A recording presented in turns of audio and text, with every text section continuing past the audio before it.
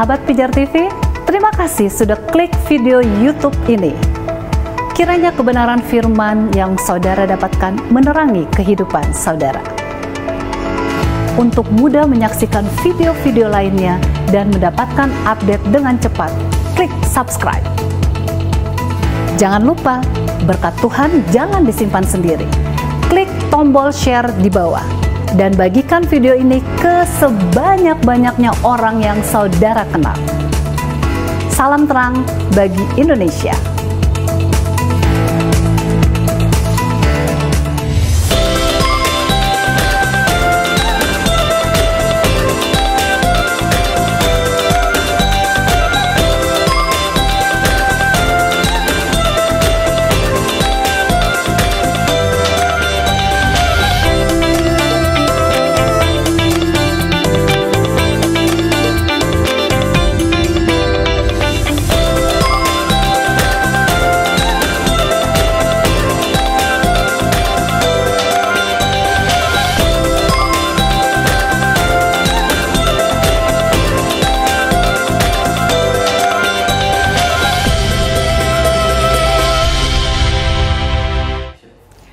Shalom pemirsa Pijar TV, apa kabarnya? Senang sekali kami dapat hadir kembali di layar kaca Anda.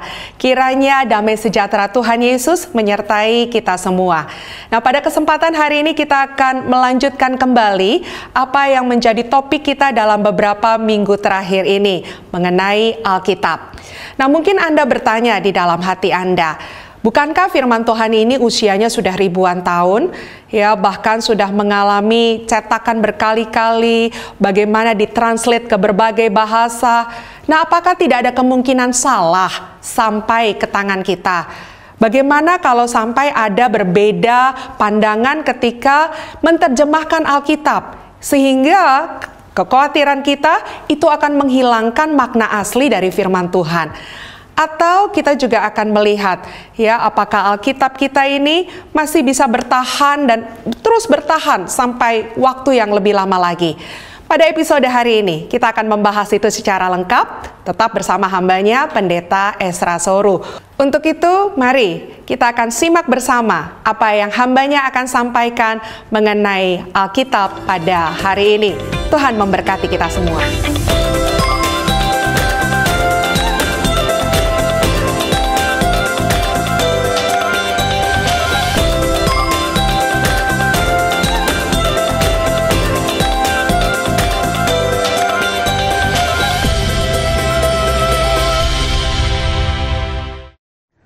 Shalom, salam sejahtera untuk saudara sekalian, dan kita patut memuji Tuhan karena Tuhan masih memberikan kesempatan kepada kita untuk belajar kebenarannya lewat program Ku Tahu Yang Ku Percaya bersama saya Pendeta Ezra Soru. Saudara-saudara, kita akan memulai pelajaran kita lagi, tapi kembali saya sampaikan kepada saudara pemirsa sekalian, kalau ada di antara saudara yang mempunyai pertanyaan-pertanyaan terkait dengan apa yang menjadi pelajaran kita ini, maupun juga pelajaran dalam episode-episode sebelumnya, saudara boleh mengirimkan pertanyaan. Silakan kirimkan SMS saudara ke nomor HP yang tertera di layar kaca Anda. Juga apabila Anda punya pergumulan-pergumulan tersendiri dan ingin didoakan, maka kru Pijar TV selalu bersedia melayani Anda, berdoa buat Anda, menjawab pertanyaan Anda. Sekali lagi, kirimkan SMS ke nomor HP yang tertera di layar kaca Anda ini. Baik saudara, kita sudah membahas dalam episode-episode sebelumnya tentang doktrin Alkitab. Kita sudah membahas istilah-istilah, kita sudah membahas juga keunikan dari Alkitab, juga membahas status Alkitab. Dan sudah melihat ada 4 pandangan seputar status Alkitab. Ada pandangan liberal, ada pandangan liberal yang terselubung, ada pandangan neo-ortodoks, dan juga ada pandangan ortodoks. Dan waktu membahas pandangan ortodoks, saya hanya menyinggung sedikit bahwa pandangan ortodoks itu percaya bahwa seluruh Alkitab adalah firman Allah. Yang dimaksudkan dengan seluruh Alkitab itu adalah mulai dari kitab Kejadian sampai dengan kitab Wahyu, itu adalah firman Allah. Tapi pada episode kali ini kita akan lebih mendalami mengapa sampai kita percaya Alkitab itu adalah firman Allah, atau waktu kita percaya Alkitab firman Allah, dasar-dasarnya apa. Itu yang akan kita bahas di dalam episode saat ini. Nah, pada kesempatan ini saya akan memberikan beberapa dasar mengapa kita harus percaya Alkitab adalah firman Allah. Yang pertama adalah bahwa ada pengakuan dari dalam Alkitab sendiri, bahwa ada cukup banyak ayat yang menyatakan kepada kita dengan kata-kata Allah berfirman atau Tuhan berfirman, demikianlah firman Tuhan. Kalimat-kalimat seperti itu terus berulang sepanjang kitab suci. Tapi saya hanya ingin berikan beberapa contoh saja. Misalnya di dalam Yeremia pasal yang pertama, ayat yang kedua, dibilang begini. Dalam zaman Yosia bin Amon Raja Yehuda, dalam tahun yang ke-13 dari pemerintahannya, datanglah firman Tuhan kepada Yeremia. Datanglah firman Tuhan kepada Yeremia. Lalu ayat 4, firman Tuhan datang kepadaku. Lalu di dalam ayat yang ke-7 juga muncul kalimat yang sama, tetapi Tuhan berfirman kepadaku, dan seterusnya. Firman Tuhan datang kepadaku, atau juga dikatakan firman Tuhan kepada Yeremia, Tuhan berfirman padaku, dan kalimat-kalimat seperti ini muncul di dalam banyak ayat. Dari sini kita bisa melihat bahwa memang di dalam Alkitab sendiri dinyatakan, atau dengan kata lain ada pengakuan dari dalam diri Alkitab bahwa ia adalah firman Allah. Selain itu, saudara, kita juga menemukan ada banyak ayat di mana Allah menyuruh orang, nabi atau tokoh tertentu, disuruh untuk menulis firman itu dalam sebuah kitab. Kita melihat contoh ya, dalam Keluaran 34 ayat yang ke-27. Keluaran 24 ayat 27, coba dibacakan. Keluaran 34 ayatnya yang ke-27, berfirmanlah Tuhan kepada Musa, tuliskanlah segala firman ini, sebab berdasarkan firman ini telah kuadakan perjanjian dengan engkau dan dengan Israel. Ya, berfirmanlah Tuhan kepada Musa, tuliskanlah segala firman ini. Jadi lihat bahwa Tuhan memerintahkan Musa, tulis seluruh firman ini. Artinya, apa yang akan ditulis oleh Musa itu dianggap sebagai firman Tuhan sendiri. Ya. Juga contoh yang lain, misalnya dalam Yeremia pasal 30 ayat 1 dan 2. Firman yang datang dari Tuhan kepada Yeremia, bunyinya, beginilah firman Tuhan Allah Israel, tuliskanlah segala perkataan yang telah kufirmankan kepadamu itu dalam suatu kitab. Jadi Tuhan bicara sama Yeremia, suruh tuliskan semua perkataan itu dalam suatu kitab. Kalau begitu, nanti apa yang Yeremia tulis dalam sebuah kitab, segala perkataan itu, ya itulah kitab Yeremia. Dan kitab Yeremia ini, itu dianggap, bahkan Tuhan sendiri mengatakan bahwa itu adalah firman-Nya. Ya. Juga, kalau kita melihat Yeremia pasal 36, ayat yang kedua hingga ayat yang keempat.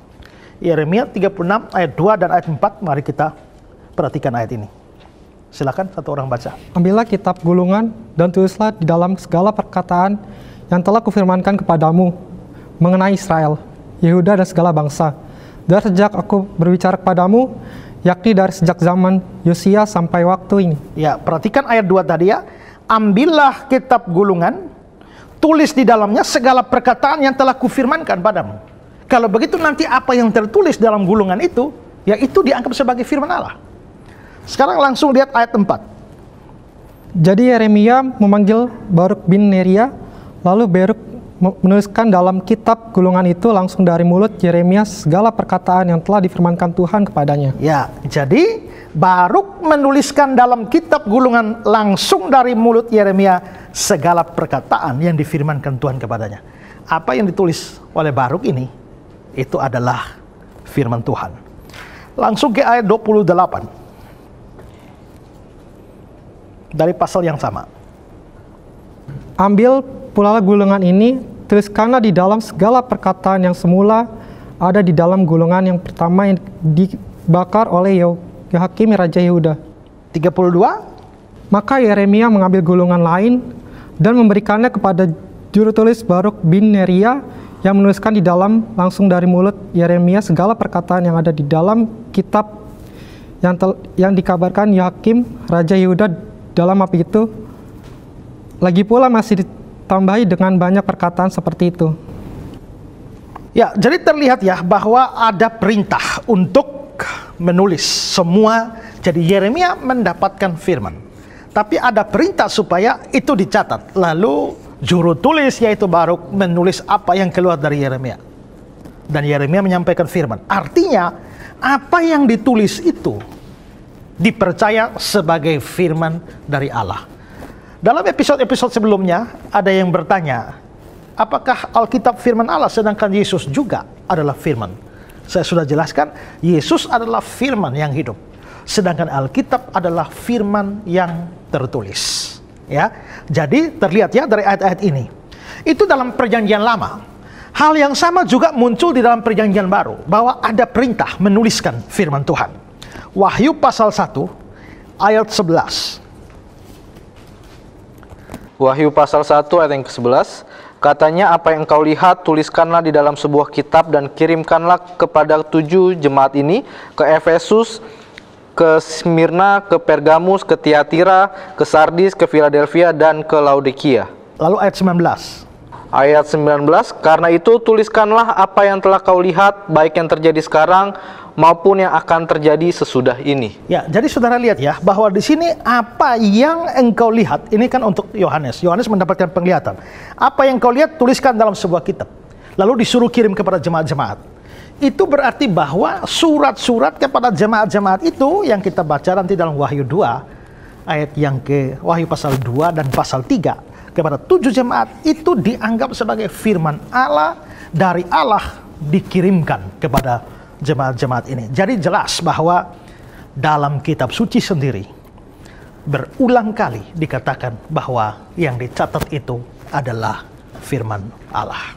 Pak, tapi saya ingin bertanya Pak, Ya. Kalau seluruh Alkitab adalah firman Allah, bagaimana dengan penyangkalan Paulus sendiri bahwa yang ditulisnya bukan dari Tuhan?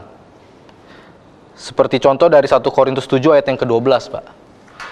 Dikatakan, kepada orang-orang lain aku, bahkan Tuhan katakan, kalau ada seorang saudara beristrikan seorang yang tidak beriman dan perempuan itu mau hidup bersama-sama dengan dia, janganlah saudara itu menceraikan dia. Mari ya, perhatikan ayat ini coba ya, 1 Korintus 7 ayat 12. Kepada orang-orang lain, aku bukan Tuhan.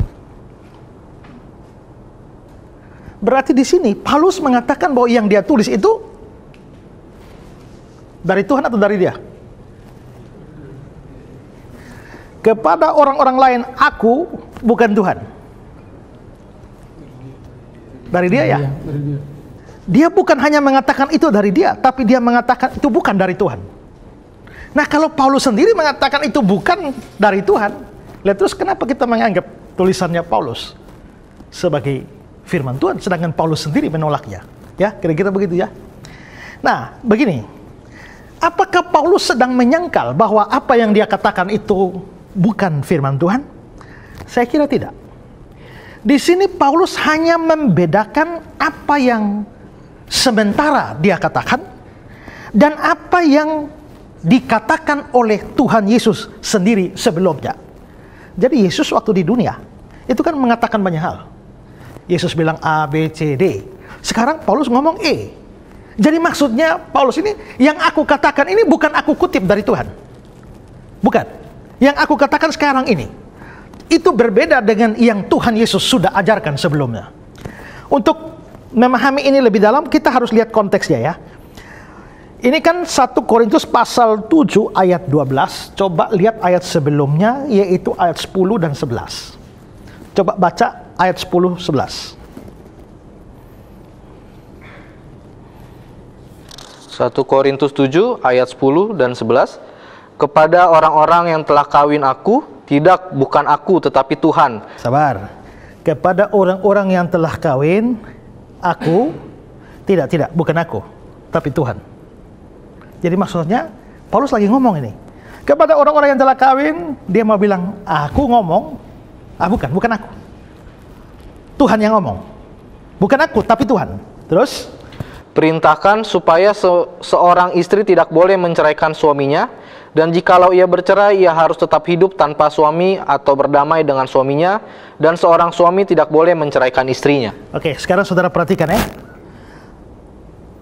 Seorang istri tidak boleh ceraikan suami. Ya, jikalau dia bercerai, dia harus tetap hidup tanpa suami atau berdamai dengan suaminya.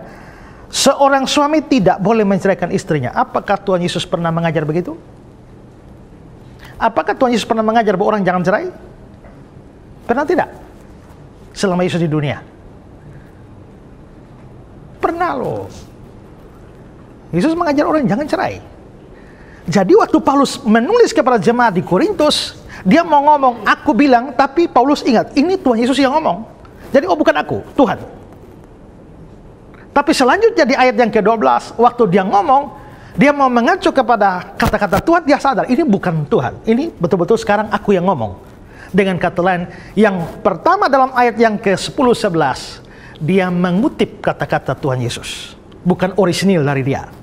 Tapi yang ayat 12, ini orisinil dari dia, bukan kutipan dari Yesus. Jadi di situ yang dipersoalkan adalah masalah kutipan langsung dari kata-kata Yesus dan bukan penyangkalan bahwa yang dia sampaikan itu bukan firman Tuhan. Jadi ayat itu tidak bisa jadi dasar bahwa Paulus menyangkali tulisannya sebagai firman Tuhan. Ya. Oke, sekarang kita juga sudah lihat ya bahwa dalam episode sebelumnya kita sudah bahas soal perjanjian lama, perjanjian baru. Perjanjian lama ini punyanya orang Yahudi. Dari Kejadian sampai Maliaki. Dan kita menerima itu ditambah dengan punya kita sendiri, maka disebut perjanjian baru. Sekarang kita mau bicarakan khusus perjanjian lama. Nah, sekarang coba mari perhatikan Roma pasal 3. Baca ayat 1 saja dulu. Roma 3 ayat 1. Roma 3 ayat 1. Jika demikian, apakah kelebihan orang Yahudi dan apakah gunanya sunat? Oke. Apa kelebihan orang Yahudi? Ada banyak bangsa, ada banyak negara. Apa kelebihan orang Yahudi? Nah, dalam rangka membicarakan kelebihan orang Yahudi, Paulus lalu menyebut, ayat 2 bilang apa? Banyak sekali. Banyak sekali. Berarti ada banyak sekali kelebihan orang Yahudi dari orang non-Yahudi. Lalu, terus? Dan di dalam segala hal, pertama-tama sebab kepada merekalah dipercayakan firman Allah. Oke, kalau begitu apa kelebihan orang Yahudi? Kepada mereka dipercayakan firman Allah. Apa yang dimasukkan dengan firman Allah itu? Perjanjian lama. Berarti seluruh perjanjian lama dari Kejadian sampai Maliaki itu dianggap sebagai firman Allah. Ya, itu dianggap firman Allah. Tentu saja di situ tidak termasuk perjanjian baru. Tapi dari ayat itu kita tahu bahwa memang Paulus sebagai seorang Yahudi, dia tahu persis bahwa kepercayaan orang Yahudi, dan juga dibuktikan dengan ayat-ayat yang lain bahwa seluruh perjanjian lama adalah firman Allah sendiri. Itu hal yang ketiga ya. Jadi hal yang pertama, bukti-bukti itu bahwa dari Alkitab sendiri adalah bahwa ada kata-kata langsung, juga ada perintah menuliskan firman, lalu juga Israel dianggap atau orang Yahudi dianggap punya kelebihan yaitu firman. Lalu yang berikut ini adalah bahwa seringkali kita dapati dalam perjanjian lama yang ngomong itu nabi loh. Ya, yang ngomong itu nabi. Tapi nanti kalau kita melihat penggenapannya di dalam perjanjian baru, itu dinyatakan bahwa sesungguhnya di balik nabi itu ada Tuhan yang bicara atau ada Roh Kudus yang bicara. Mari kita perhatikan Yesaya 7 13 14. Yesaya 7 ayat 13 dan 14. Lalu berkatalah Nabi Yesaya, Baiklah, dengarkan hai keluarga Daud, belum cukupkah kamu melelahkan orang sehingga kamu melelahkan Allahku juga? Sebab itu Tuhan sendirilah yang akan memberikan kepadamu suatu petanda. Sesungguhnya seorang perempuan muda mengandung dan akan melahirkan seorang anak laki-laki, dan ia akan menamakan dia Immanuel. Saudara lihat ayat 14. Sebab itu Tuhan sendiri yang memberikan padamu suatu pertanda, sesungguhnya seorang perempuan muda mengandung melahirkan seorang anak laki-laki dan akan menamakan dia Immanuel. Ingat ya kalimat-kalimatnya ya. Ayat 13 bilang siapa yang ngomong? Lalu berkatalah Nabi Yesaya. Jadi Yesaya ngomong. Ya, Yesaya ngomong bilang apa? Yesaya ngomong ya, sebab Tuhan sendiri akan memberikan padamu. Itu bukan Tuhan yang ngomong ya. Kalau Tuhan yang ngomong, kira-kira bunyinya bagaimana? Ayat 14. Sebab itu aku sendiri yang akan memberikan padamu. Itu kalau Tuhan ngomong. Tapi di sini, sebab itu Tuhan sendiri, berarti memang ini omongan Yesaya, bukan omongan Tuhan. Tapi sekarang mari perhatikan penggenapan di dalam perjanjian baru, Matius 1. Matius 1 ayat 22 23. Matius 1 ayat 22 dan 23. Hal itu terjadi supaya genaplah yang difirmankan Tuhan oleh Nabi. Oke, sebentar. Tadi di Yesaya dibilang apa? Berkatalah Nabi Yesaya. Itu omongannya Yesaya.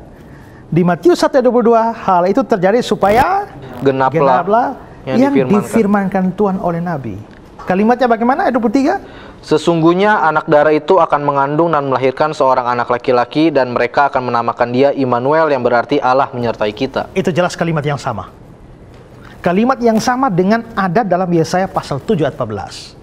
Tapi di Yesaya pasal 7 ayat 13 itu jelas Nabi yang ngomong, Yesaya.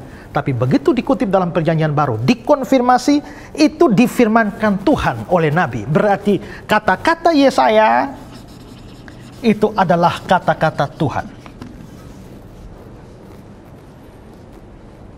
Ya. Contoh ini muncul berulang-ulang, yang ngomong manusia, yang ngomong nabi, tapi tetap dikonfirmasi bahwa itu dari pihak Tuhan.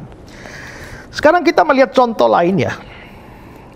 Mazmur 95 ayat 7 bagian akhir sampai ayat 9 saya akan bacakan. Mazmur 95. Pada hari ini sekiranya kamu mendengar suaranya. Yang ngomong ini Tuhan atau pemazmur? Pada hari ini sekiranya kamu mendengar suaranya. Pemazmur kan? Kalau Tuhan yang ngomong mestinya hari ini sekiranya kamu mendengar suaraku. Tapi ini bilang suaranya. Berarti yang ngomong bukan Tuhan. Ini pemazmur.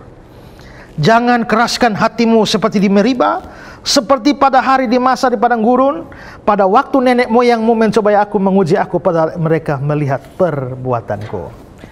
Ayat ini di Mazmur dikutip oleh penulis surat Ibrani. Apa yang dibilang oleh penulis surat Ibrani? Ibrani 3 ayat 7 sampai 9. Silakan.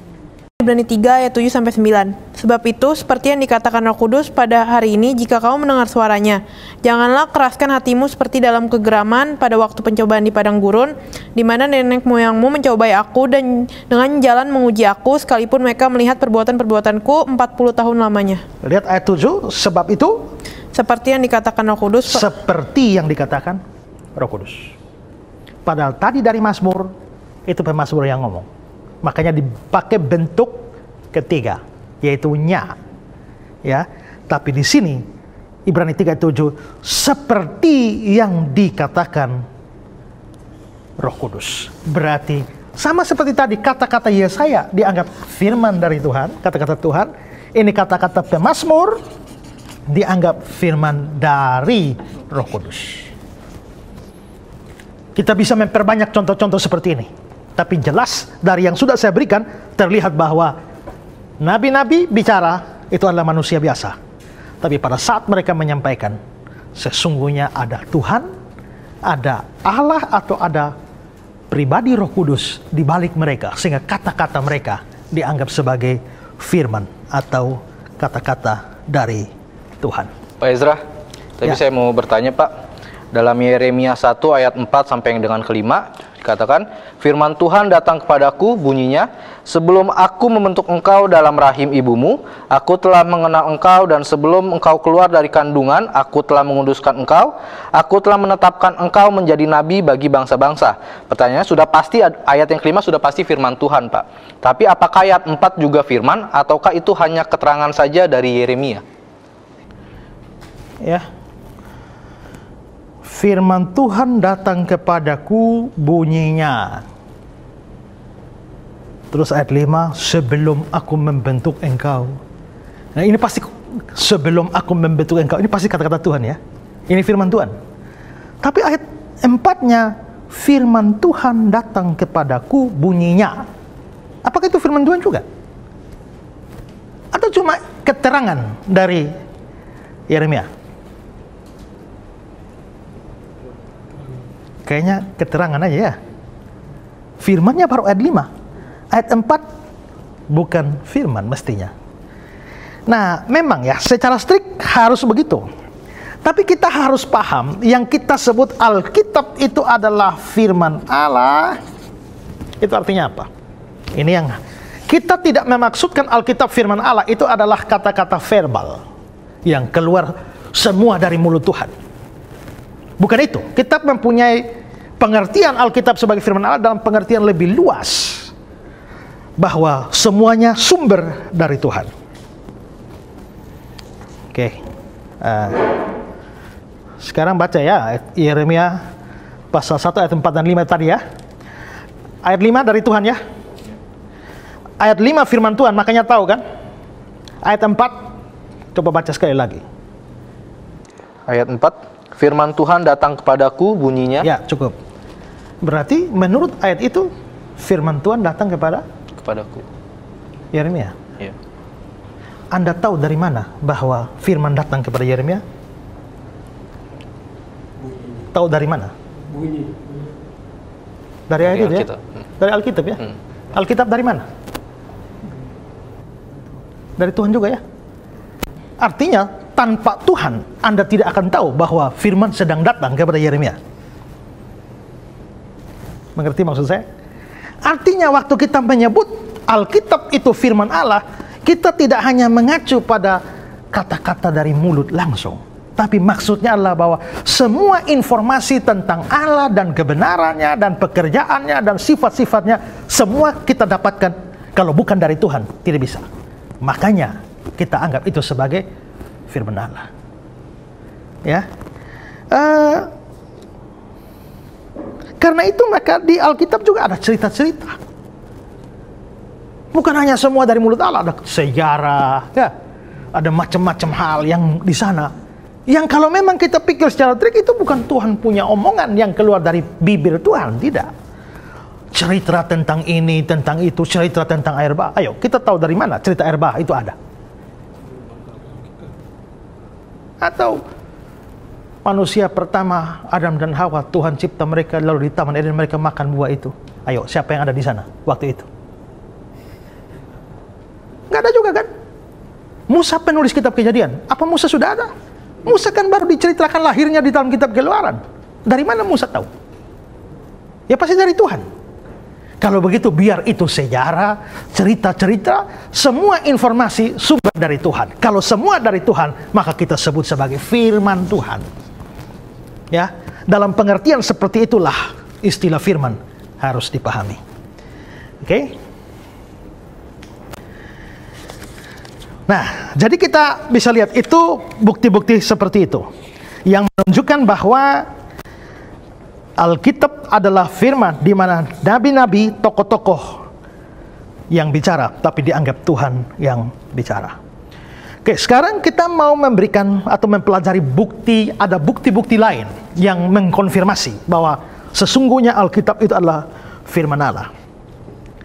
Yang pertama sudah saya singgung pada episode sebelumnya. Kita sudah pelajari bahwa Alkitab ditulis dalam 1600 tahun. Mulai dari PL sampai PP 1600 tahun. 40 orang berbeda dalam 40 generasi menulis Alkitab. Tidak saling mengenal. Yang satu belum lahir, yang lain sudah almarhum lama sekali. Ya. Tapi pada waktu tulisan mereka disatukan, menarik sekali bahwa menjadi sesuatu yang sangat-sangat harmonis. Makanya Geisel and Nix mengatakan, surga yang hilang dalam kitab Kejadian ditemukan kembali di dalam kitab Wahyu. Wah, itu menarik itu. Yang saya kan sudah berikan contoh ya pada episode sebelumnya. Kalau saya kasih kesempatan saudara semua menulis apa saja yang ada di pikiran saudara, ya, tulis apa saja. Tulis. Saya kumpul semua, masuk percetakan, kita cetak dan jual. Wah, begitu orang beli buku itu, bab 1, cara memelihara anjing. Ya. Bab 2, cara edit video. Ya. Ketiga, cara memasak. Bab 4, tentang tata surya. Bab yang kelima, sejarah hidup Manny Pacquiao. Wah. Nah, waktu semua dikumpul lalu orang baca, kan orang bilang ini buku gila ini. Antara satu dan satu tidak berhubungan satu sama lain dan tidak nyambung. Tapi itu tidak terjadi pada Alkitab. Penulis yang satu sudah mati, yang satu belum lahir. Dan mereka tidak saling mengenal. Kita sudah lihat Alkitab ditulis dalam 3 benua berbeda. Yang lain di benua Asia, yang lain di benua Eropa, yang lain di Afrika. Tidak saling koordinasi. Semuanya terkumpul dan kita baca semuanya, menarik. Mulai dari sejarah dunia, kejatuhan manusia, akibat-akibat, sampai pada akhirnya penebusan manusia, sampai pada hidup yang kekal. Itu satu yang nyambung. Bahkan saya sudah singgung sebelumnya, bahkan di dalam perjanjian lama ada tipe-tipe, ada gambaran-gambaran, seperti misalnya domba Paskah, tapi penggenapannya ada di dalam perjanjian baru, bahwa anak domba Paskah kita juga telah disembelih, yaitu Kristus. Bilangan pasal 21 yang ditulis oleh Musa, bagaimana orang Yahudi, orang Israel di padang gurun memberontak, Tuhan membuat mereka mati dengan ular tedung.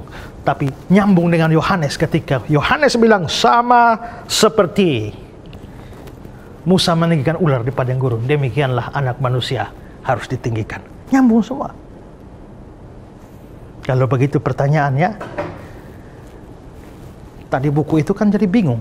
Tapi kalau saya yang ngontrol saudara semua, yo, ini tulis mata, hidung, tenggorokan, jantung, usus 12 jari, otak, tulang, gigi, semua ngumpul jadi buku bagus.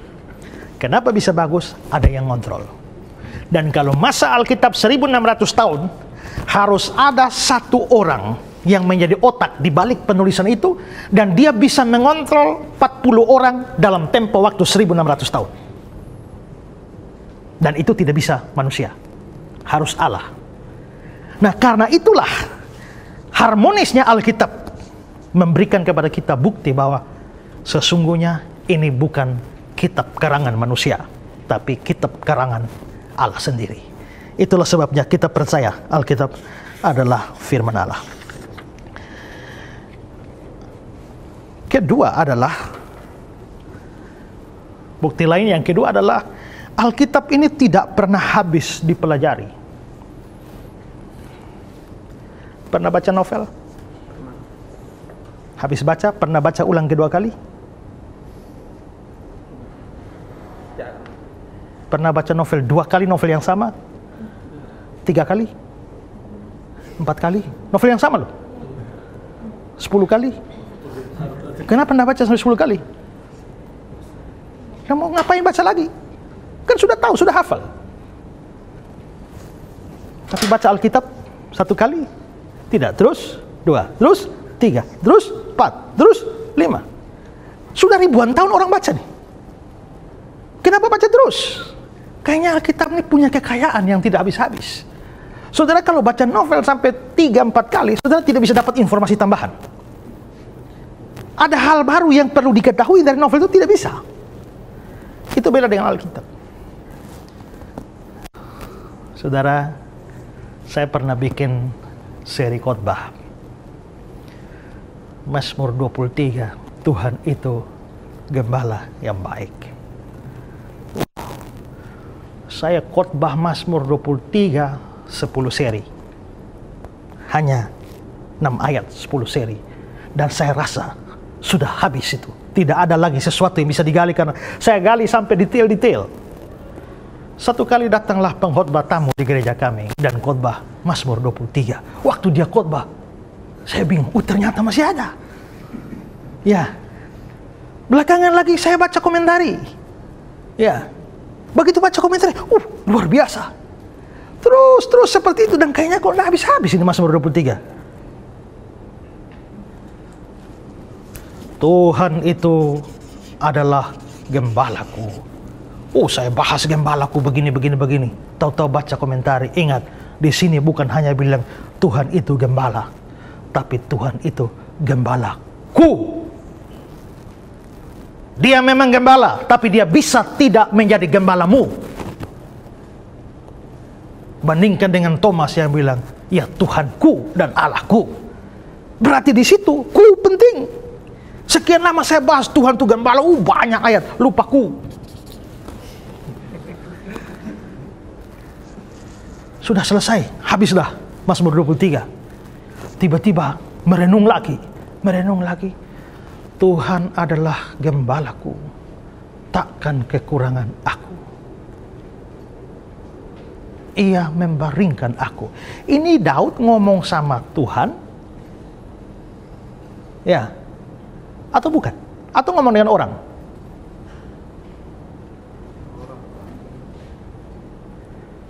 Ya, Tuhan adalah gembalaku, takkan kekurangan aku. Ia membaringkan aku di air yang tenang. Ini ngomong dengan Tuhan atau ngomong tentang Tuhan itu? Ngomong tentang Tuhan, bukan ngomong dengan Tuhan. Ini bersaksi. Tuhan itu gembalaku, takkan kekurangan. Ia membaringkan aku di air. Dia, berarti di situ Daud menyebut Tuhan sebagai orang ketiga. Dia, berarti Daud tidak sedang bicara dengan Tuhan. Tapi Daud bicara dengan Anda tentang Tuhan. Daud bicara tentang Tuhan, bukan bicara dengan Tuhan. Tapi ayat 4, sekalipun aku berjalan dalam lembah kekelaman, aku tidak takut bahaya. Sebab engkau tuh ngomongin siapa? Tuhan. Dengan Tuhan. Kalau begitu, ayat 1-3, Daud bicara tentang Tuhan. Tapi ayat 4-6, dia bicara dengan Tuhan. Saudara-saudara, banyak orang hanya mau bicara tentang Tuhan, tapi tidak bicara dengan Tuhan. Tapi yang lain mau bicara dengan Tuhan, malas bicara tentang Tuhan. Luar biasa ya. Ternyata masih ada juga ya. Habis itu, dengar orang khotbah lagi, Mazmur 23 lagi. Ada lagi. Tuhan itu gembala yang baik. Berarti aku ini apanya? Dombanya kan? Masalahnya Tuhan itu gembala yang baik. Tapi kita ini pernah jadi domba yang baik apa tidak? Lalu terus bagaimana jadi domba yang baik? Dipelajari lagi dalam teks itu. Dapat lagi. Ternyata hanya Mazmur 23 tidak habis-habis. Apalagi kalau saudara belajar eksposisi. Eksposisi itu satu kata demi kata dikuliti. Pada mulanya Allah menciptakan langit dan bumi. Ya, ini saya beri contoh saja. Kejadian 1 ayat 1. Pada mulanya Allah menciptakan langit dan bumi. Mari kita bagi. Pertama, pada mulanya. Pada mulanya itu menurut bahasa Ibrani-nya Bereshit, setara dengan kata Yunani arche, itu artinya menunjuk pada kekekalan, dan itu berarti bahwa di dalam kekekalan itu sudah ada Allah di sana, bla bla bla bla bla, kasih komentari dan sebagainya. Kedua, Allah ini menggunakan kata Ibrani Elohim. Elohim ini adalah bentuk jamak dari Eloah. Eloah itu artinya begini. Kalau begitu Elohim itu artinya begini. Terus kira-kira kalau bikin tulisan ya 5 halaman lah. Ya, ini 5. Ketiga, pada mulanya Allah menciptakan.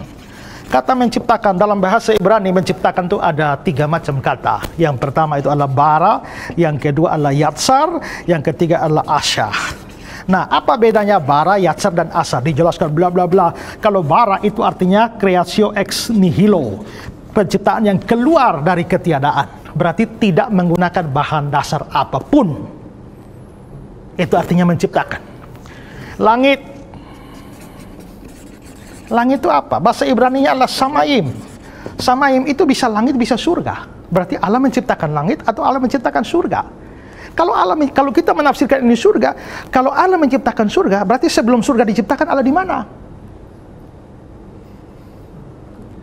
Tapi kalau Allah tidak cipta surga, berarti surga sama kekal dengan Allah. Lalu kalau dikatakan Allah menciptakan langit, kalau Allah menciptakan surga juga, bagaimana ini? Udah dijelaskan panjang lebar ini.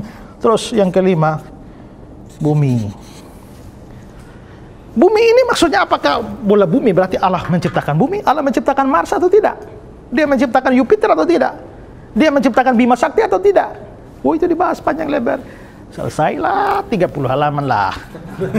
Habis itu Kejadian 1 ayat 2. Pada waktu itu bumi belum berbentuk dan kosong. 30 halaman lagi. Ya. Saudara tahu tidak bahwa ada penafsir-penafsir yang kerjanya model seperti ini dari Kejadian 1 ayat 1 sampai Wahyu pasal terakhir, ayat terakhir. Wah. Artinya apa? Artinya memang Alkitab ini tidak pernah habis dipelajari. Tidak pernah ada orang yang tamat belajar Alkitab. Kalau Alkitab hanya buku biasa, pertanyaannya aneh ya. Kok buku yang lain kita belajar tidak membosankan dan tidak dapat apa-apa lagi. Tapi buku yang satu ini luar biasa sendiri. Kalau begitu dia pasti punya nilai plus. Mengapa sampai tidak habis? Ada orang bilang buku lain itu seperti bak, kalau ditimba-timba airnya habis. Tapi Alkitab itu seperti sumber air yang tidak pernah kering. Kalau begitu, kita harus tahu dari mana sumbernya. Dan sumbernya tidak Allah sendiri. Alkitab adalah firman Allah. Ya, sekarang yang ketiga. Yang ketiga, yang kita bicarakan ini betul-betul keunikan Alkitab. Yaitu bahwa Alkitab mempunyai nubuatan-nubuatan. Dan semua nubuatan itu terjadi dengan tepat di dalam sejarah. Nubuatan itu semacam ramalan. Ya. Manusia bisa meramal? Bisa, ramalan cuaca, ya. Tapi kan bisa salah. Meramal besok tsunami, ternyata tidak. Ya. Atau ramalan pakai kuasa gelap. Orang bisa meramal. Peramal-peramal seperti Mama Loren dan rekan-rekannya ya juga bisa menafsir pakai kuasa gelap. Tapi itu bisa benar, bisa salah. Ya. Tapi berbeda dengan Alkitab, ya. Ramalan atau nubuatan Alkitab tidak meleset sama sekali. Tidak meleset sama sekali. Dan saudara-saudara, kalau kita melihat itu terjadi dengan tepat, kita ambil satu contoh saja ya. Yesaya pasal 7 ayat 14 yang tadi juga sudah dibacakan. Sebab itu Tuhan sendiri yang akan memberikan padamu suatu pertanda. Sesungguhnya seorang perempuan muda mengandung dan akan melahirkan seorang anak laki-laki, dan ia akan menamakan dia Immanuel. Seorang perempuan muda, itu kata Ibraninya adalah Almah. Itu terjemahan harusnya bukan perempuan muda.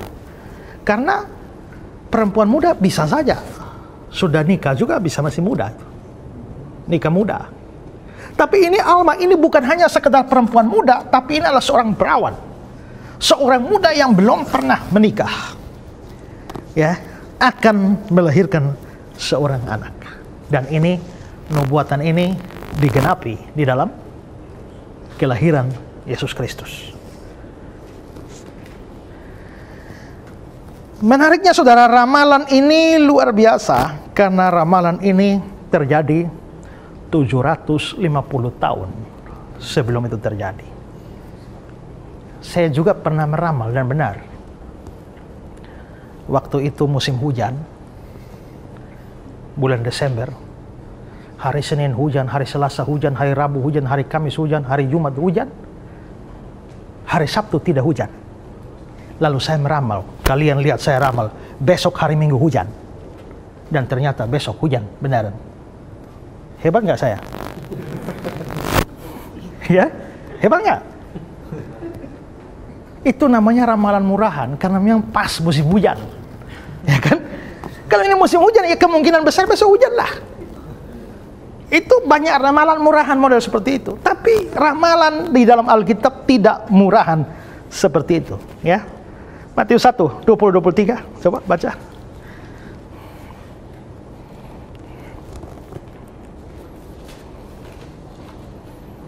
Matius 1 ayat 20-23 sampai 23. Matius 1 ayat 20 sampai 23. Ya. Tetapi ketika ia mempertimbangkan maksud itu, malaikat Tuhan nampak kepadanya dalam mimpi dan berkata, Yusuf anak Daud, janganlah engkau takut mengambil Maria sebagai istrimu, sebab anak yang di dalam kandungannya adalah dari Roh Kudus. Ia akan melahirkan anak laki-laki dan engkau akan menamakan dia Yesus, karena dialah yang akan menyelamatkan umatnya dari dosa mereka.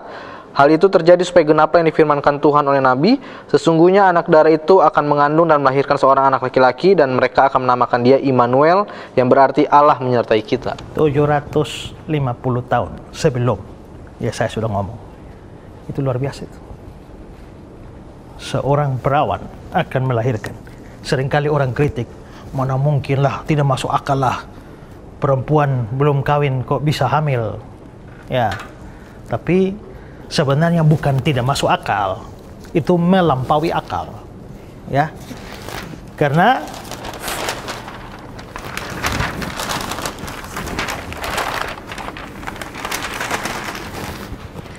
filsuf Inggris John Locke bilang pengetahuan itu bagi tiga sebenarnya. Yang pertama disebut masuk akal, rasional. Yang kedua itu bertentangan dengan akal atau tidak masuk akal, kontra rasional. Yang ketiga bukan hanya dua, yang ada di atas akal, namanya supra rasional. Supra atau kata lainnya super, itu artinya di atas atau melampaui. Ada banyak men, tapi ada men lebih hebat dari men lain, namanya Superman. Ada banyak mie, tapi ada mie paling hebat, namanya super mie. Nah, gitu. Ada banyak Honda, tapi ada Honda paling top, Honda Supra. Nah, jadi Supra itu di atas. Dan itu masuk akal, bertentangan dengan akal, di atas akal. Makan 2 piring dan kenyang, apa? Masuk akal. Makan 13 piring tidak kenyang, nah masuk akal itu. Tidak makan 40 hari tapi tidak almarhum, nah itu di atas akal itu, ya, di atas akal itu. Nah, seorang perempuan muda kok bisa hamil tanpa hubungan dengan laki-laki? Kok bisa? Itu suprarasional, di atas akal. Apa sih? Ada orang mengatakan, apakah terlalu susah bagi Tuhan? Dia yang melepaskan Bima Sakti dari jarinya, ya, dari ucapan bibirnya. Terlalu sukarkah menyebabkan seorang perempuan Yahudi muda melahirkan? Pendeta Stephen Tong bilang begini, Tuhan pernah menghadirkan manusia di dunia ini dalam berapa cara. Pertama, tidak pakai laki-laki, tidak pakai perempuan. Tanpa laki, tanpa perempuan. Itu Adam. Mana ada laki atau perempuan? Kedua, pakai laki, tidak pakai perempuan, yaitu Hawa. Hanya pakai rusuknya laki-laki, tidak pakai perempuan. Ketiga, pakai laki-laki dan perempuan. Siapa? Kita semua. Kita semua dari laki dan perempuan. Kalau tidak pakai laki, tidak pakai perempuan, sudah. Pakai laki tanpa perempuan, sudah. Pakai laki dan perempuan, sudah. Kurang satu. Apa? Pakai perempuan, tidak pakai laki. Siapa? Yesus. Jadi apa yang tidak masuk di akal? Tapi terlepas dari urusan masuk akal atau tidak masuk akal, atau di atas akal, ini terjadi 750 tahun. Berarti ini akurat, nubuatan luar biasa. Ya. Mika 5 ayat 1. Ya, coba baca Mika 5 ayat 1.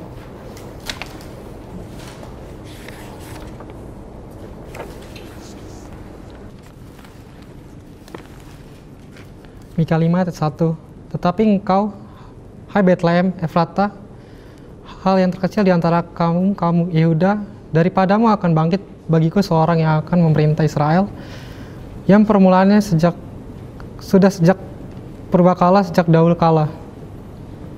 Hai engkau Betlehem Efrata. Ingat, Yesus lahir di Betlehem. Ya. Ini nubuatan Nabi Mika. Mika hidup berapa lama sebelum Yesus lahir? 700 tahun. Berarti 700 tahun. Kalau tadi Yesaya 750 tahun menubuatkan Yesus lahir dari perawan, dan itu terjadi. Yang ini bahkan tempat lahir di mana? Itu dinubuatkan 700 tahun sebelumnya. Kalau saudara baca total Yesaya 53 tentang hamba Tuhan menderita, itu semua bicara tentang Mesias yang menderita. Itu digenapi oleh Yesus. Saudara baca Mazmur 22, seluruhnya itu terkenal sebagai Mazmur Mesianik. Mazmur Mesianik, Mazmur itu kira-kira ditulis 1000 tahun sebelum Yesus lahir. Dan Mazmur Mesianik termasuk kata-kata, ya Allahku, mengapa engkau meninggalkan aku? Muncul dalam kitab Mazmur 1000 tahun sebelum Yesus lahir. Tanganku dan kakiku dipaku, itu juga muncul. Kalau saudara belajar khusus nubuatan hanya Yesus, kira-kira 400 nubuatan tentang Yesus, dan semua tergenapi secara sempurna. Waktu saya ngajar begini, ada orang bilang, Pak, mungkin bukan karena Yesus memenuhi nubuatan itu, tapi karena Yesus baca nubuatan-nubuatan itu, waktu dia baca, dia berusaha mencocokkan diri dengan nubuatan. Misalnya dia baca bahwa Mesias akan masuk ke Yerusalem dengan menunggang keledai muda. Ini ada nubuat, lalu Yesus cari keledai supaya masuk, seolah-olah dia Mesias. Saya bilang, ya mungkin saja secara teori kemungkinan, mungkin dia bisa rekayasa. Dia bisa rekayasa kalau itu bergantung pada dia yang melakukan. Tapi kalau bergantung apa yang diperlakukan pada dia, saya mau tanya, bisa nggak Yesus rekayasa supaya lahir di Bethlehem? Kalau ada nubuatan Alkitab yang nyaris meleset, itu kelahiran Yesus. Kenapa nyaris meleset? Yusuf dan Maria tinggal di mana? Nazaret. Maria sudah mengandung, sedikit lagi melahirkan. Dan kalau segala sesuatu berjalan normal, maka Maria akan melahirkan Yesus di Nazaret. Kalau sampai lahir di Nazaret, nubuatan Mika 5 ayat 1 gagal. Nyaris gagal. Sementara tunggu waktu melahirkan, tiba-tiba Kaisar Agustus mengadakan sensus. Masing-masing pulang ke kampungnya. Akhirnya Yusuf Maria pulang ke Bethlehem. Sampai di Bethlehem, melahirkan. Coba saudara bayangkan kalau Kaisar Agustus tidak mengadakan sensus, apa yang terjadi? Nubuat salah. Ya, itu berarti Kaisar Agustus mengadakan sensus, pasti Tuhan bekerja di balik itu, sehingga nubuat tercapai. Jadi terlihat bahwa ramalan atau nubuatan Alkitab itu terjadi begitu sempurna, luar biasa. Dan Yesus menjadi salah satu tokoh yang paling banyak dinubuatkan. Tidak ada tokoh agama lain yang dinubuatkan. Tokohnya agama lain, tidak ada nubuatnya. Cari di Alkitab mereka, di kitab suci mereka nggak dapat. Nggak ada nubuatan. Terpaksa cari di punya kita. Cari juga nggak dapat. Nggak dapat, lalu akhirnya dipaksa-paksa supaya masuk. Ya. Jelas bahwa hanya Alkitab kita yang punya nubuatan, sedangkan kitab suci yang lain tidak punya. Itu menunjukkan contoh, ya, nubuatan Alkitab begitu luar biasa. Pemirsa sekalian, kalau saya sebentar menjelaskan kebenaran-kebenaran ini, saudara punya pertanyaan, muncul sesuatu di dalam pikiran yang perlu saudara tanyakan, jangan ragu. Kirim pertanyaan saudara ke nomor HP yang tertera di layar kaca Anda. Silakan SMS ke sana, dan kami, kru Pijar TV, dengan sangat senang hati akan menjawab setiap pertanyaan saudara. Saya mau menambahkan lagi satu contoh nubuatan. Tadi saya sudah memberikan contoh nubuatan-nubuatan dalam perjanjian lama yang tergenapi di dalam perjanjian baru. Tapi ada satu contoh juga nubuatan dalam perjanjian baru. Mari coba lihat Matius 24 ayat yang kedua. Matius 24 ayat 2. Ia berkata kepada mereka, kamu melihat semuanya itu, aku berkata kepadamu, sesungguhnya tidak satu pun di sini akan dibiarkan terletak di atas batu yang lain, semuanya akan diruntuhkan. Ini konteksnya gini, Yesus dan murid-muridnya lagi duduk-duduk, murid-murid mengagumi bait Allah. Bait Allah yang dikagumi adalah bait Allah buatan Herodes Agung. Ingat ya, bait Allah pertama itu kan didirikan oleh Salomo.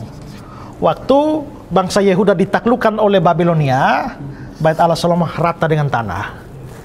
Waktu pulang dari pembuangan, dibangun kembali oleh Ezra, Nehemia, temboknya.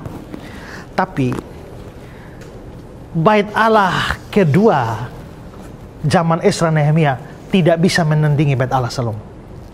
Kalah jauh dari sisi kemewahannya.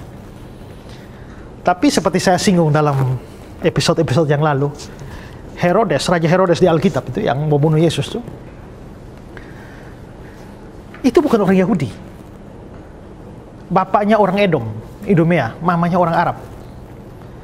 Dengan bapak Edom itu kan keturunan Esau itu. Ingat, Israel turunan Yakub.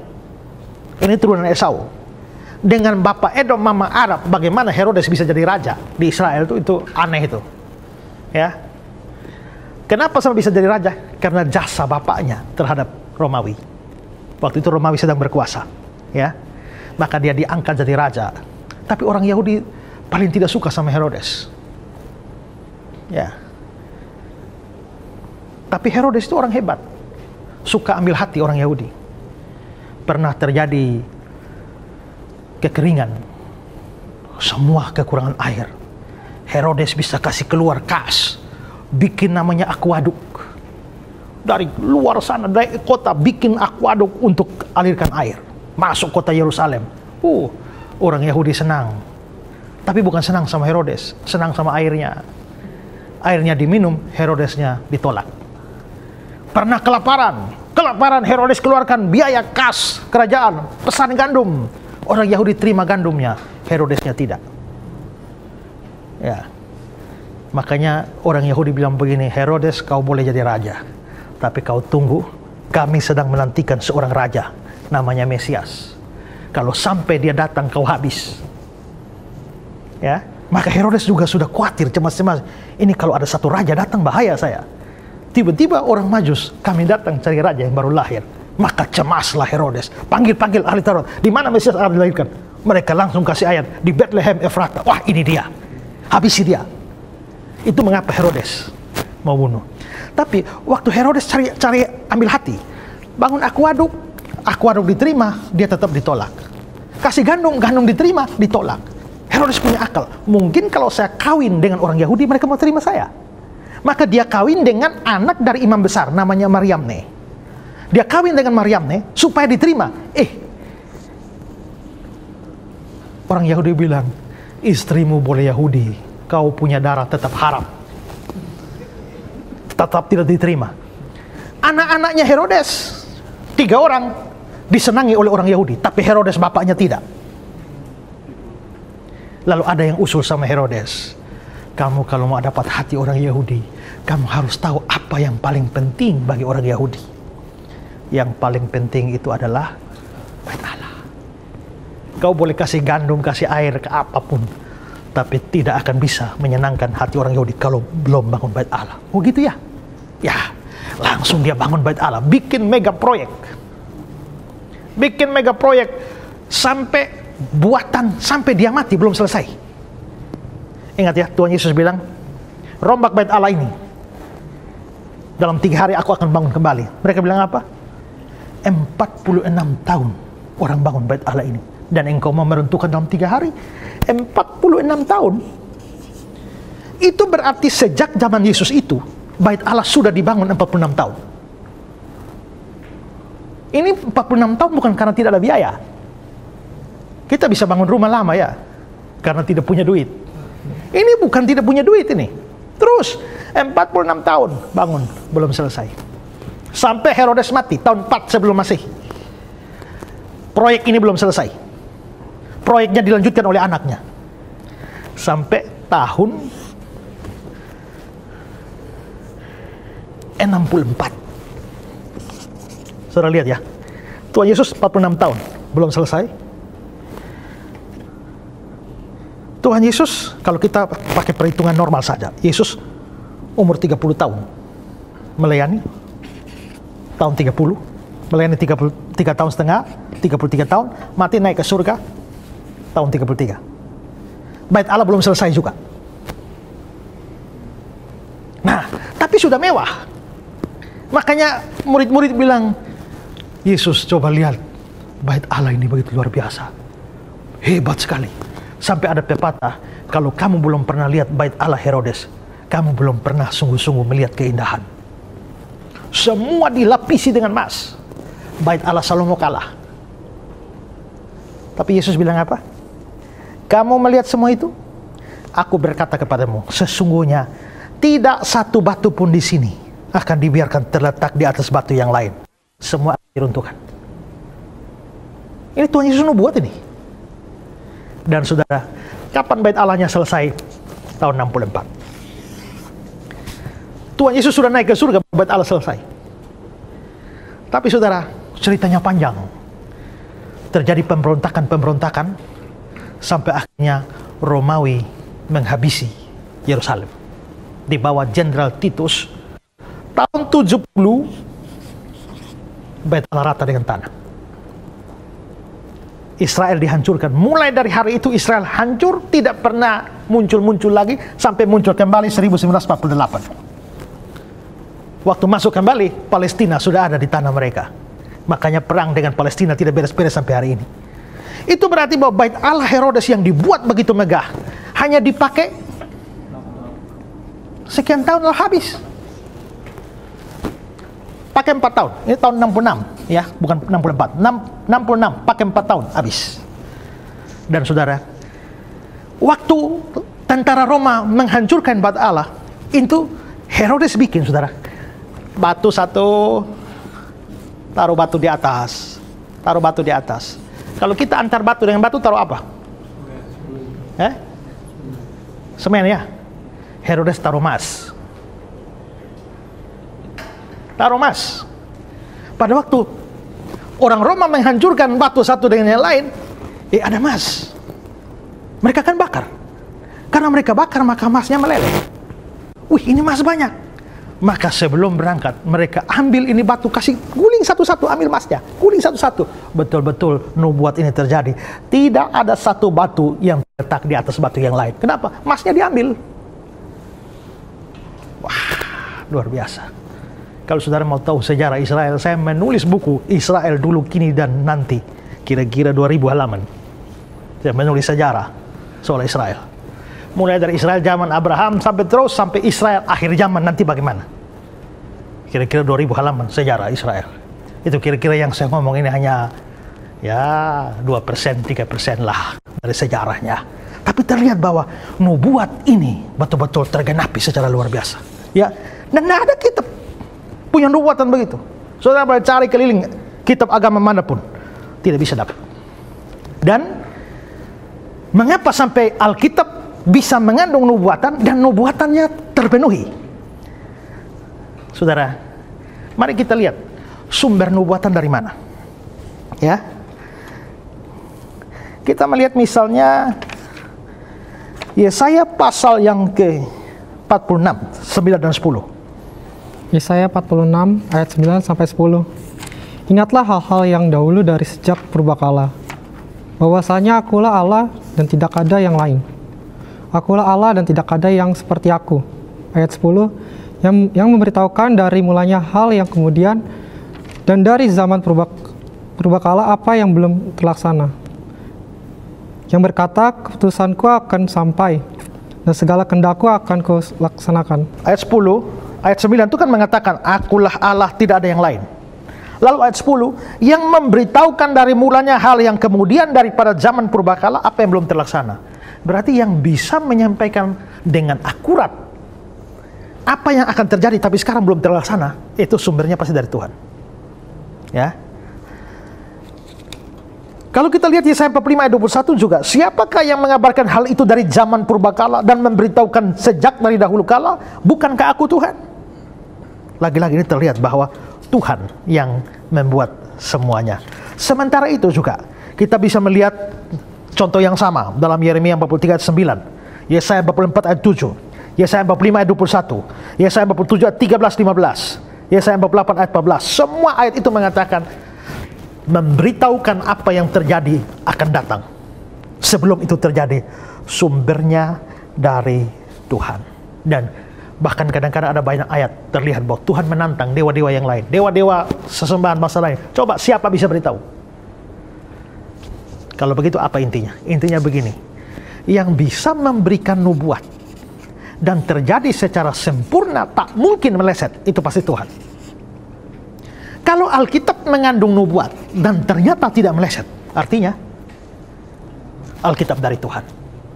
Alkitab dari Tuhan, maka itu pasti adalah firman Allah sendiri. Ya, ini satu keunggulan, saudara ya. Kalau kita bicara keunggulan, jangan bicara moral. Bicara moral, orang bisa punya moral yang baik dalam agama lain. Tapi kalau bicara keunikan-keunikan seperti ini, tidak ada tandingannya soal nubuatan ini.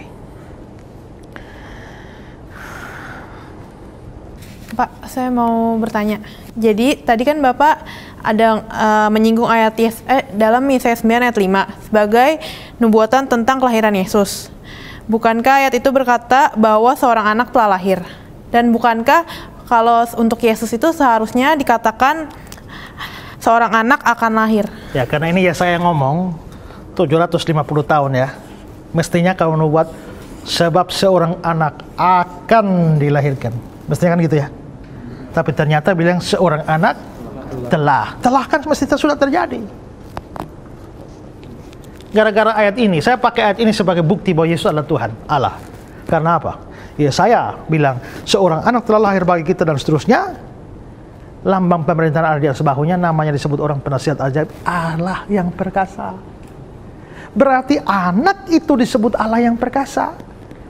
Makanya ngawurlah kalau Sakir Naik dan rekan-rekannya bilang Yesus baru dijadikan Tuhan tahun 325. Bagaimana tahun 325? Waktu lahir saja itu sudah disebut Tuhan. Hari ini telah lahir bagimu Kristus Tuhan di kota Daud. Bahkan sebelum lahir sudah disebut Allah. Yesaya 9 ayat 5. Tapi Ustadz Saniho Munir mengatakan kelihatannya pendeta Ezra tidak belajar bahasa Indonesia. Ya, karena apa? Karena kalau belajar bahasa Indonesia mestinya untuk Yesus seorang anak akan lahir. Itu ayat bilang telah lahir. Pendeta Ezra suruh tidak belajar bahasa Indonesia. Makanya saya bilang, bukan saya tidak belajar bahasa Indonesia, Anda yang bodoh. Tidak memahami kebudayaan. Ingat, kita tidak boleh memahami pemikiran orang Yahudi dengan pemikiran kita sekarang. Tidak bisa. Karena beda kebudayaan. Sama seperti kita. Itu misalnya contoh saja hitung jam. Kita punya hari mulai ganti tanggal itu pukul berapa? Pukul 00. 12 malam itu baru ganti tanggal. Kalau orang Yahudi ganti tanggal bukan pukul 00. Jam 6 sore ganti tanggal. Dari situ saja kan beda. Jadi hari itu menurut kita pagi dulu baru malam. Pagi baru sore. Orang Yahudi sore baru pagi. Kenapa? Karena menurut kitab Kejadian, jadilah petang, jadilah pagi. Bukan jadilah pagi, jadilah petang. Petang dulu baru pagi. Ya, jadi gaya berpikir begitu.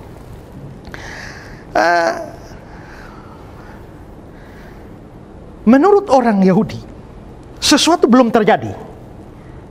Tapi kalau pasti terjadi, tidak ada kemungkinan tidak jadi, dianggap sudah jadi. Maka mestinya pakai bentuk future. Akan datang, akan lahir. Tapi kalau sesuatu itu pasti lahir, tak mungkin tak lahir, dianggap sudah lahir. Maka dipakai bentuk lampau. Seorang anak telah lahir. Nah, bagaimana kita tahu bahwa itu betul? Sekarang coba lihat Yohanes pasal 4 ayat 23. Yohanes pasal 4 ayat 23. Tetapi saatnya akan datang dan sudah tiba sekarang bahwa penyembah-penyembah benar akan menyembah Bapa dalam roh dan kebenaran. Sebab Bapa menghendaki penyembah-penyembah demikian. Tapi saatnya akan datang. Dan sudah tiba. Jadi akan atau sudah?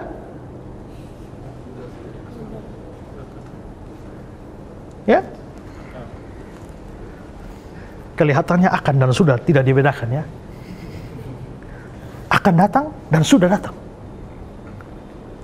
Saking pastinya kedatangan itu, meskipun akan dianggap sudah. Ya, contoh lain, Yohanes 5 ayat 25. Yohanes 5 ayat 25. Aku berkata kepadamu, sesungguhnya saatnya akan tiba dan sudah tiba, bahwa orang mati akan mendengar suara Anak Allah, dan mereka yang mendengarnya akan hidup. Ini soal apa nih bicara? Soal orang mati bangkit kan? Kapan orang mati bangkit? Akhir zaman kan? Tuhan Yesus datang baru orang mati bangkit. Pengakuan iman rasuli kan? Aku percaya kebangkitan daging. Tuhan Yesus datang baru bangkit. Jadi kebangkitan orang mati sudah terjadi belum? Belum. Sudah terjadi atau akan terjadi? Akan terjadi. Baca ulang. Aku berkata kepadamu, sesungguhnya saatnya akan tiba. Saatnya akan tiba. Pasti? Pasti. Terus? Dan sudah tiba. Sudah tiba. Ya. Jadi itu baru akan terjadi. Tapi begitu pastinya, maka sesuatu yang begitu pasti dianggap sudah. Kan belum orang mati belum bangkit karena Yesus belum datang. Tapi dibilang sudah tiba. Bahwa orang-orang mati mendengar suara Anak Allah dan mereka mendengarnya akan hidup. Ini belum terjadi nih. Tapi dibilang sudah karena saking pasti. Nah, itu gaya pikir orang Yahudi. Karena itu anak itu baru akan lahir 700 tahun ke depan. Tapi saking pastinya dibilang telah lahir. Jangan aneh ya kalau memang kenapa kok mereka bisa pikir begitu? Itu memang budaya. Tadi pagi waktu saya dari penginapan datang ke sini, yang Grab-nya memakai aplikasi, ya, lalu dia bilang 500 meter ke depan putar balik. Papa saya ketawa. Putar balik itu omong kosong. Kenapa? Karena kami di timur sana namanya putar balik itu artinya tipu daya, omong kosong. Ya, ya, di sini putar balik artinya sampai jalan di situ kan, kok belok ke sini kan. Tapi di Kupang itu putar balik itu artinya omong kosong. Kamu ini orang putar balik, artinya kamu penipu. Pernah terjadi satu orang pemain band dari Jawa datang ke Kupang, mainnya luar biasa. Setelah selesai main, teman-teman, bapak bajingan ya, bajingan. Marah dia. Masa saya dibilang bajingan? Loh, kenapa memangnya? Kan kita puji bapak, bajingan. Dia marah. Kan di sini bajingan itu kan penjahat. Tapi kalau di Kupang, bajingan itu artinya orang hebat. Jadi kalau saya pendeta bisa ngajar yang baik namanya pendeta bajingan. Ya, bajingan itu begitu. Maka di sini bajingan negatif, di sana bajingan positif. Kemarin saya dari Sulawesi, Kendari. Saya tiba jam 7 malam, lalu ada orang datang. Kita tiba jam berapa? Ya. Kita tiba jam berapa? Loh, kok tanya saya? Kok kita? Mestinya dia bilang, Bapak tiba jam berapa? Atau Anda tiba jam berapa? Kok ini kita tiba jam berapa? Belakangan baru saya mengerti, kalau mereka menghormat orang, mereka tidak bisa menyebut orang kedua tunggal, tapi mengubahnya menjadi bentuk jamak. Kita. Kita punya nama siapa? Kita. Tidak bilang Anda punya nama. Anda mau setuju atau tidak setuju, itulah gaya mereka. Jadi kalau mau mengerti mereka, ikutlah gayanya. Ya. Saya dengar kalau di Medan itu yang namanya motor itu bukan motor, mobil. Yang namanya mobil itu bukan mobil, tapi kereta. Kok pikir aneh kayak begitu dulu? Tapi seaneh-anehnya kita, itulah tradisi dan budaya orang. Karena itu memahami Alkitab, jangan ikut kita punya pemikiran di Indonesia tahun 2019. Berpikirlah seperti orang Yahudi pada zaman dulu. Jadi bukan saya tidak tahu bahasa Indonesia, tapi beliau yang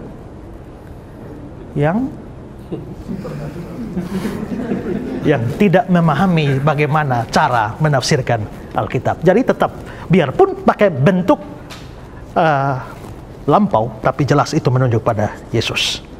Ya, oke. Sekarang kita akan melihat juga bukti tambahan yang lain adalah bahwa saudara perlu tahu, ya belakangan ini orang sibuk memperdebatkan bumi itu bulat atau datar kan, makanya ada kaum bumi bulat, kaum bumi datar. Ya, nah, tapi saudara, jauh sebelumnya orang baru tahu bumi bulat ketika Columbus 1492 mulai mengelilingi dan seterusnya. Tapi sebelum itu orang berpikir bahwa bumi itu datar. Jadi sebenarnya kaum bumi datar ini bukan baru. Itu adalah kelahiran kembali dari paham tempo dulu. Dulu orang anggap bumi datar, dan kalau kita jalan-jalan terus jatuh. Ya. Tapi belakangan kita bisa lihat bahwa ilmu pengetahuan mengatakan bumi itu bulat. Nah, 1492 baru Columbus menyatakan itu. Kitab Yesaya berasal dari 750 tahun sebelum Yesus lahir. Sekarang kita lihat kitab Yesaya 40 ayat 22. Yesaya 40 ayat 22. Dia yang bertata di atas bulatan bumi, yang penduduknya seperti belalang, dia yang membentangkan langit seperti kain dan memasangnya seperti kemah kediaman. Dia yang bertata di atas kebulatan bumi. Bulatan bumi. 750 tahun sebelum Yesus, Yesaya bilang bulatan bumi. Ya. Artinya kita bisa lihat bahwa Alkitab bisa cocok dengan ilmu pengetahuan. Juga Ayub pasal 26 ayat 7 bilang Allah membentangkan utara di atas kekosongan dan menggantungkan bumi pada kehampaan. Dan kalau kita lihat memang dengan ilmu pengetahuan terlihat bahwa memang hal itu benar adanya. Lalu saudara ya, satu hal yang saya mau tambahkan sekarang dalam hal ini adalah bahwa tidak ada kitab apapun, baik kitab agama maupun juga kitab sekuler, yang menghadapi upaya penghancuran seperti Alkitab. Alkitab adalah buku yang sudah berusia berapa? Berapa tahun ditulis? 1600 tahun. 1600 tahun itu dari 1500 sebelum Masehi sampai tahun 100 Masehi. Tapi kita sudah tahun 2000-an. Ditambah ini 1500, tambah dengan kita sudah 2000, bulatkanlah. Ini Alkitab yang kita pegang sekarang. Ini khususnya kitab Kejadian itu sudah 3500 tahun. Pertanyaan, apakah Alkitab 3500 tahun itu masih sama dengan sekarang? Atau Alkitab ini sudah dipalsukan? Seperti tudingan orang-orang itu. Nanti kita ada episode khusus bahas itu, ya. Tapi saya hanya mau mengatakan bahwa selama 3500 tahun buku ini ada, upaya penghancuran itu begitu luar biasa untuk menghapus Alkitab dari dalam sejarah. Ada orang namanya Tom Paine, dia penulis buku The Age of Reason, dan dalam bukunya itu dia menyerang Alkitab dan dia memberikan ramalan. Dia mengatakan bahwa satu hari nanti Alkitab akan habis. Orang tidak lagi menemukan Alkitab kecuali di museum.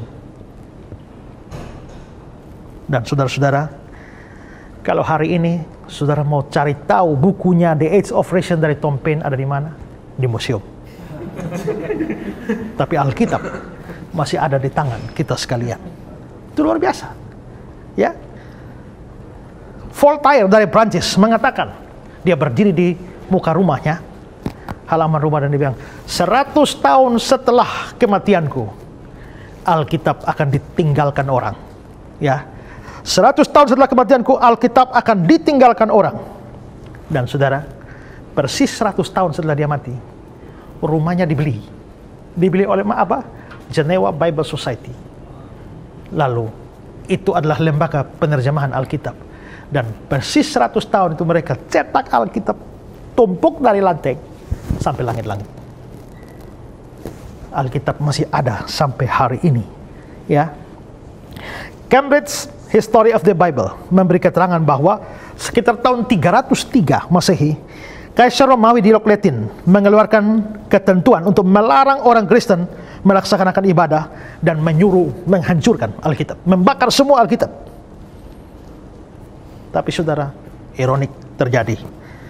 Begitu 25 tahun setelah dia memerintahkan penghancuran Alkitab, Eusebius mengatakan bahwa setelah itu Kaisar Konstantin jadi raja, jadi Kaisar Romawi, dan Kaisar Konstantin memerintahkan untuk mencetak Alkitab sebanyak-banyaknya dengan biaya dari kerajaan.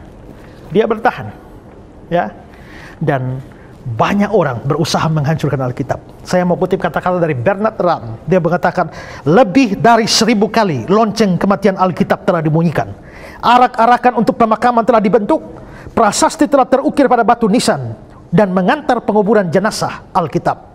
Namun bagaimanapun juga jenazahnya tidak pernah terletak di dalam peti mati. Alkitab tetap hidup sampai hari ini, ya. Lalu Ram melanjutkan, tidak ada kitab lain yang mengalami pukulan, pemotongan, penyaringan, penelitian, penghinaan seperti Alkitab. Kitab apakah yang berkaitan dengan filsafat dan agama dan psikologi atau sastra kuno maupun modern yang pernah mengalami serangan sehebat serangan terhadap Alkitab dengan racun dan ketidakpercayaan seperti itu, dengan ketelitian dan pengetahuan yang sedemikian luas atas setiap bab, kalimat dan prinsip? Alkitab masih disayang oleh jutaan orang, dibaca oleh jutaan orang, diselidiki oleh jutaan orang. Alkitab itu unik dalam menghadapi kritikan-kritikan yang dilontarkan kepadanya. Tidak dijumpai adanya kitab seperti itu dalam semua kasana sastra. Orang yang sedang mencari kebenaran pasti akan mempertimbangkan sebuah kitab yang memiliki persyaratan-persyaratan demikian. Tetap bertahannya Alkitab pernah ada upaya penyerangan, penghancuran luar biasa, pasti menunjukkan ada satu tangan yang melindungi buku ini. Dan itu tidak bisa kalau bukan Tuhan. Ini bukti-bukti tambahan yang menunjukkan bahwa sesungguhnya Alkitab adalah firman Allah. Sampai di sini ada yang mau bertanya? Baik, saudara, saya mau nanya. Ya. Saya punya 2 pertanyaan. Yang pertama, kalau keterangan Alkitab dianggap sebagai bukti bahwa Alkitab adalah firman Allah, bukankah ada banyak kitab dari agama-agama lain yang bertahan hingga saat ini? Apakah kita harus menganggap itu juga sebagai firman Allah? Soal bertahan ada sampai hari ini ada. Masalahnya menghadapi serangan dan upaya penghancuran sehebat Alkitab atau tidak? Tidak ada. Kalau hanya sekedar ada pun, ya dipelihara baik-baik tetap ada kok. Tapi kalau upaya penghancuran yang sistematis, masif, dan terstruktur, ya sedemikian itu, ya tidak ada yang menghadapi situ seperti Alkitab. Jadi ada, tapi kalau dibandingkan dengan Alkitab yang bertahan di dalam penganiayaan seperti itu, jelas Alkitab punya nilai lebih, ya. Oke. Pertanyaan keduanya, di sini kan Musa mencatat kisah penciptaan Adam dan Hawa. Nah, pertanyaan aku, bagaimana Musa mencatatnya, sedangkan saat itu Musa itu belum ada? Belum ada, tapi Tuhan sudah ada. Iya. Jadi Tuhan pasti beritahu Musa. Kapan kira-kira Tuhan kasih tahu Musa? Kemungkinan besar waktu Musa ketemu Tuhan di Gunung Sinai. Jadi wahyu itu ada wahyu yang memang sifatnya adikodrati. Kalau kita belajar pembahasan Alkitab, nanti kita lihat di dalam episode selanjutnya soal penulisan Alkitab. Ada kalanya bersifat alamiah seperti Lukas yang mengadakan penelitian, tapi ada yang bersifat adikodrati, di mana kalau Tuhan tidak memberitahu, kita tidak mungkin tahu. Ya. Dan dalam kasus penciptaan itu pasti bersifat adikodrati, Tuhan yang memberitahu kepada Musa. Oke? Ya, baik pemirsa sekalian, kita sudah belajar banyak hal dan saya berharap bahwa semua ini boleh memberkati saudara, menambah pengertian, bukan hanya pengertian, tapi kecintaan kita kepada Alkitab semakin bertambah. Ini adalah firman Allah. Kalau itu adalah firman Allah, jangan lalaikan, jangan abaikan, terus belajar. Semakin saudara baca Alkitab, saudara semakin mengerti, mengenal Allah, dan mengerti kehendaknya dalam hidup saudara sekalian. Saudara, ku tahu yang ku percaya dari Pijar TV terus berusaha untuk menyebarkan kebenaran, untuk saudara mengenal kebenaran dengan baik. Tapi program ini terlaksana justru bisa terjadi dari pemirsa sekalian untuk pemirsa sekalian. Seluruh acara ini dibiayai oleh para pemirsa sendiri. Karena itu saudara, kalau saudara memang merindukan acara seperti ini terus memberkati orang lain, saudara bisa ambil bagian dalam pelayanan besar ini. Di sini, di layar kaca Anda ada rekening yang mana saudara bisa memberikan dukungan dana yang bisa menolong program ini terus memberkati ribuan bahkan jutaan orang. Tuhan memberkati saudara. Salam terang bagi Indonesia.